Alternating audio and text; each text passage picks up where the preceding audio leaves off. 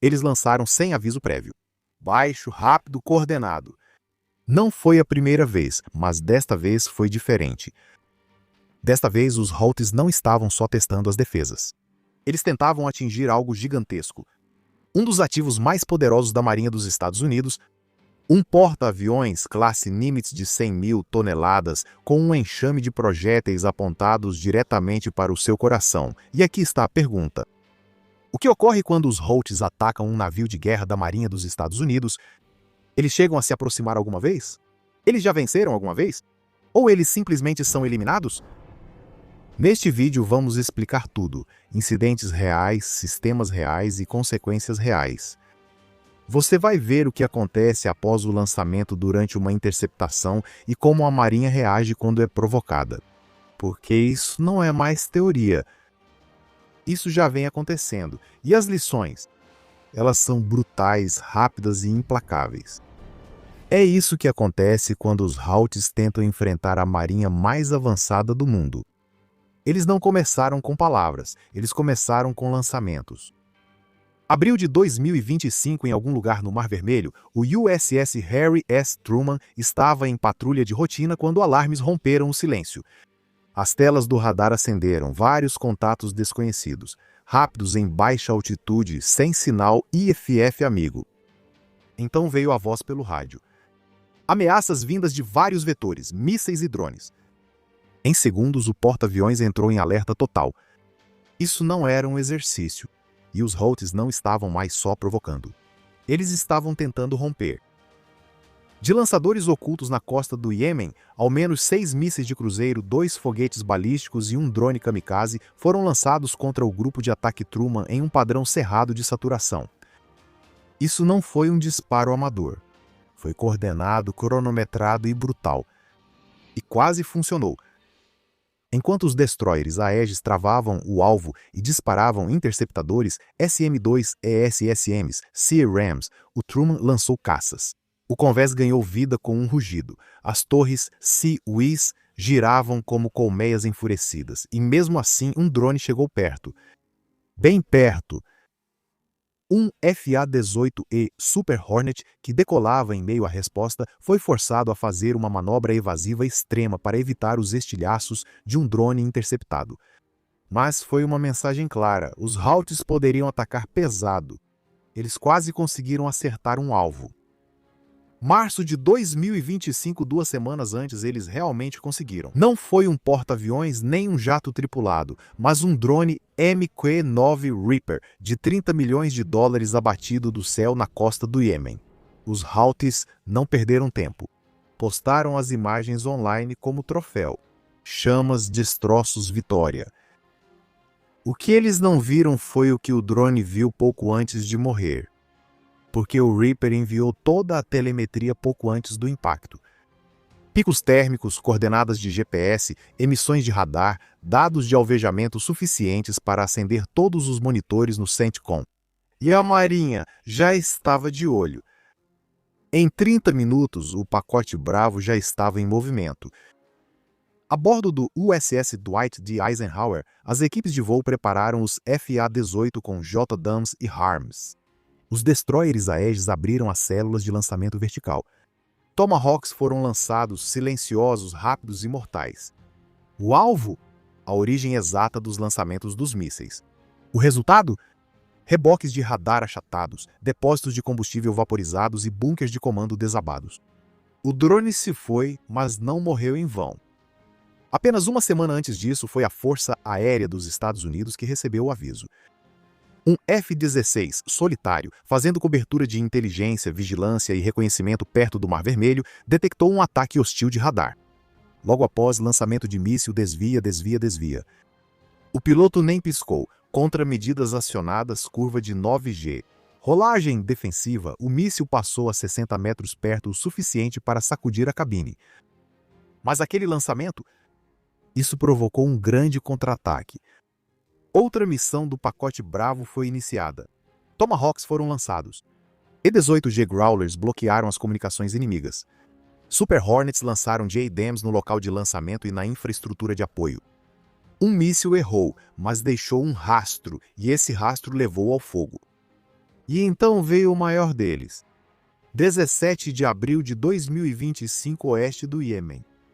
Os Houthis travaram a mira em um alvo rápido, em grande altitude e silencioso. Presumiram que era outro drone Reaper. Resposta errada. Era um bombardeiro furtivo B-2 Spirit. O bombardeiro mais elite e quase invisível do arsenal dos Estados Unidos. Dispararam 2 mísseis da classe Sayad.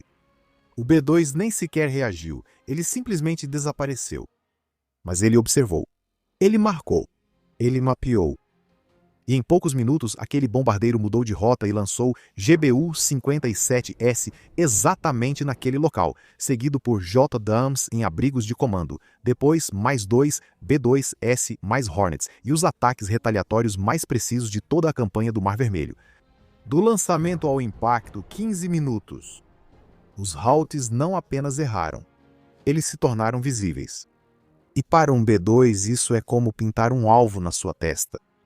Esses não foram incidentes isolados, foi uma escalada. Em velocidade, em escala, em precisão. Os Houthis acharam que podiam pressionar mais sem consequências. Mas na primavera de 2025 eles aprenderam algo da pior forma. Se você mira em um navio de guerra dos Estados Unidos, especialmente um enorme, não vai sair despercebido. Porque mesmo que seu drone chegue perto, mesmo que seu míssil seja lançado perfeitamente, mesmo que você ache que os pegou de surpresa, a Marinha tem camadas de defesa, sistemas aliados e olhos no céu que não piscam. E quando eles revidam, não mandam um aviso, mandam um recado. A Marinha dos Estados Unidos não luta como um martelo sem precisão, ela luta como um sistema. Durante o confronto do Eisenhower, o radar aéreo dos E-2 de Hawkeyes, a coordenação de lançamentos no convés e o apoio de guerra eletrônica dos Growlers próximos trabalharam todos em sincronia. Destroyers com a Aegis forneceram cobertura sobreposta e compartilharam dados de alvejamento entre si. Quando o último drone entrou no alcance de ameaça, ele nem teve chance de reagir. E por trás de todo esse caos, o Irã.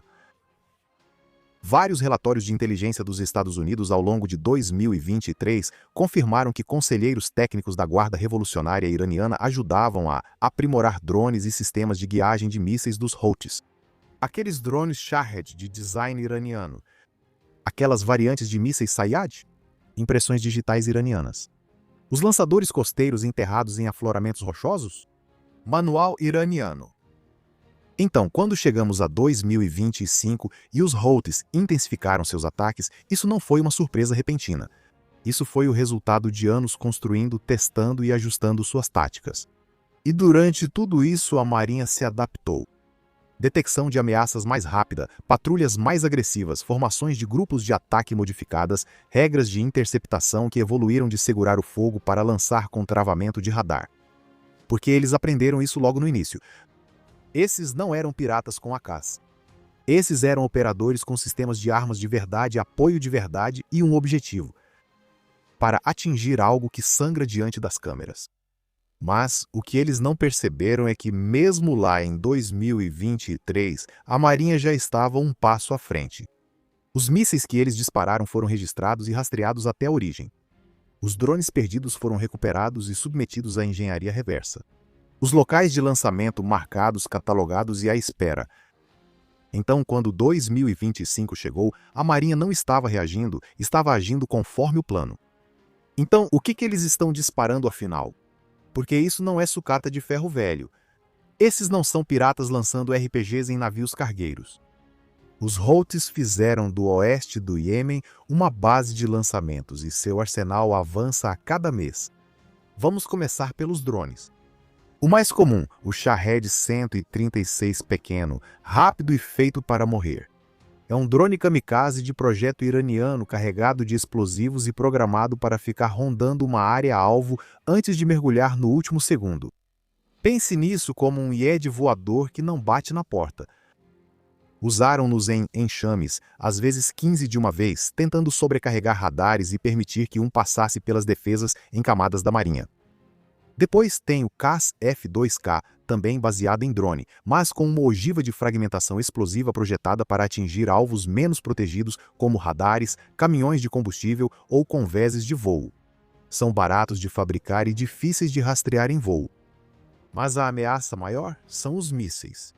Os mísseis terra-ar da classe Sayad são mísseis superfície-ar iranianos modificados, com alcance suficiente para atingir aeronaves de alta altitude, como os F-16 e até mesmo os Mk-9 Reapers. Algumas versões usam radar. Outras utilizam buscadores infravermelhos para rastrear o calor dos motores a jato. E então há os mísseis de cruzeiro, ameaças que voam baixo rente ao mar. Pense nas variantes Sumar iranianas modificadas a partir dos KH-55 soviéticos. Essas armas voam abaixo do radar, mudam de direção durante o voo e atingem navios a 200 a 300 milhas de distância. Algumas até já foram interceptadas a poucos minutos do impacto. Mas e os mísseis balísticos? Sim, eles também têm esses, de médio alcance, guiados por GPS e lançados de caminhões móveis escondidos no terreno montanhoso do Iêmen. Esses são menos precisos, mas se algum passar, é o fim. E não esqueçamos a guerra eletrônica. De acordo com várias avaliações militares, os Houthis também têm experimentado interferidores, drones de engodo e geração de alvos falsos no radar. Táticas que buscam confundir sensores dos navios tempo suficiente para criar uma brecha. Mas aqui está o ponto principal. Nada disso existiria sem a ajuda iraniana. Teherã forneceu tecnologia, instrutores, peças e provavelmente dados de direcionamento. Cada drone abatido pelo destroyer, cada míssil de cruzeiro interceptado é mais um item na nossa lista crescente de indícios que aponta para o leste. Agora, quando um navio da Marinha detectar algo no radar, não estará só de olho em um ataque rebelde isolado. Eles estão atentos à estratégia, aos indícios, à escalada. Porque os Houthis podem ser os que estão atirando, mas eles não estão sozinhos nas sombras. Por que essa ameaça vai além da Marinha? É o seguinte, não é só um destroyer desviando mísseis ou um porta-aviões abatendo drones. É sobre o que acontece mesmo se uma dessas ameaças conseguir passar. Não só para a Marinha, mas para todo mundo.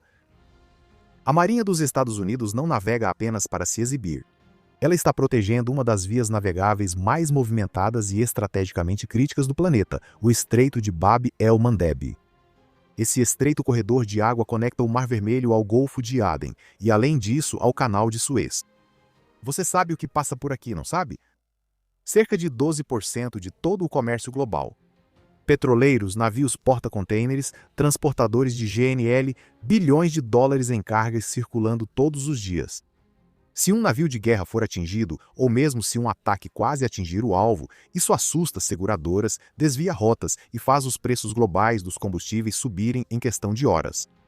Isso já aconteceu.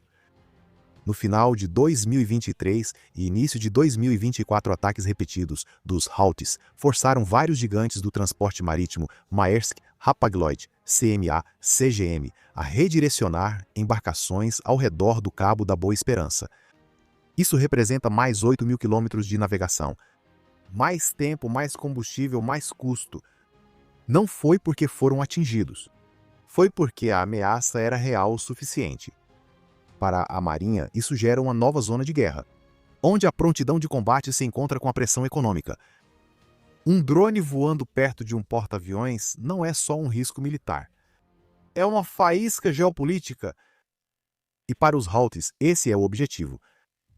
Eles não precisam afundar um navio de guerra, eles só precisam abalar a confiança, forçar uma reação, deixar o mundo nervoso. Mas é aqui que tudo sai pela culatra. No momento em que eles cruzam essa linha, disparam um míssil, atingem um drone, ameaçam um comboio, a Marinha não apenas muda de formação, isso aciona missões de ataque, cobertura aérea, retaliação. Cada movimento em falso convida a uma resposta bem real. Enquanto os Houthis pensam que atacam aço e marinheiros, na verdade põem em risco a estabilidade global. E esse é um jogo que eles não estão preparados para vencer. Quando os Houthis atiram, a Marinha nem pisca. Ela calcula, confirma e então elimina. Veja, a retaliação na Marinha moderna dos Estados Unidos não se parece com Hollywood. Sem contagem regressiva dramática, sem discurso cinematográfico na ponte. Funciona como um relógio. Silencioso, preciso, e quando acerta, não há segunda chance. Eles chamam de pacote bravo. Não é uma ameaça, é uma sequência.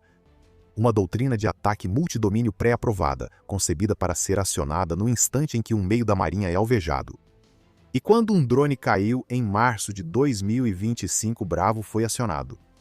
Primeiro vieram os Tomahawks, disparados de células verticais nos destroyers da classe Arleigh Burke. Esses mísseis de cruzeiro são guiados por GPS, voam rente ao terreno e são brutalmente precisos. Cada um percorre centenas de milhas para atingir uma coordenada exata, geralmente o ponto de onde o inimigo acabou de lançar o ataque. Em seguida vêm os Growlers. Os jatos de guerra eletrônica EA-18G decolam primeiro, bloqueando o radar inimigo, enganando as comunicações e criando um caos eletrônico antes da chegada do verdadeiro poder de fogo. Eles são a fumaça antes do trovão. Em seguida, os FA-18 Super Hornets carregados com bombas GBU-38, JDAM e mísseis AGM-80 e 8 HARM. Eles voam em formações fechadas, atingindo bunkers de comando, antenas de radar e lançadores de mísseis, todos marcados por drones, satélites ou telemetria anterior. E falando em drones, sempre há um MQ-4C Triton ou Reaper em algum lugar acima da zona do alvo. Plataformas de vigilância de alta altitude e ampla área, transmitindo vídeo ao vivo e imagens térmicas diretamente ao CENTCOM e operações do porta-aviões. O campo de batalha não é apenas visto, é marcado. Agora, quando um bombardeiro furtivo como o B-2 Spirit entra em ação, aí você sabe que é sério.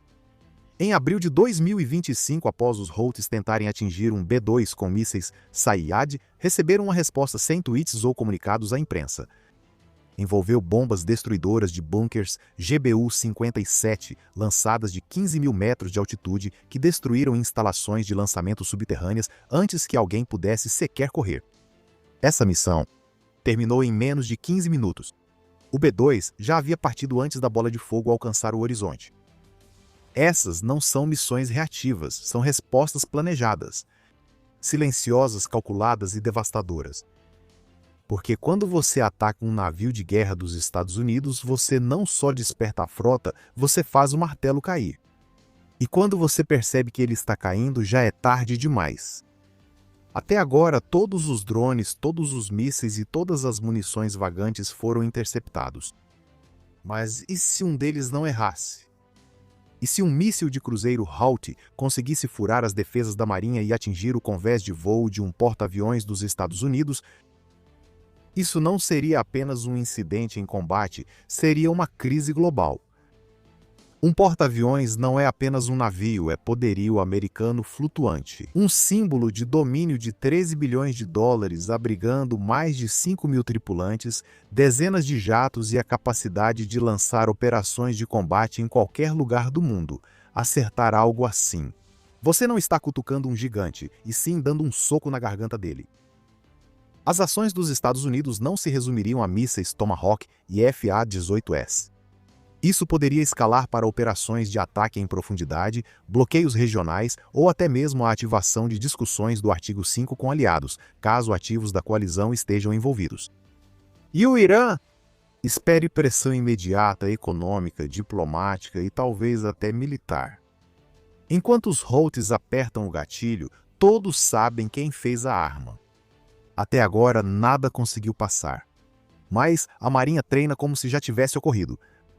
Porque eles não contam com a sorte. Eles apostam em camadas de aço, mísseis rápidos e marinheiros que sabem exatamente o que fazer quando cada segundo conta. E essa é a diferença entre sobreviver e virar manchete para a qual o mundo não está pronto.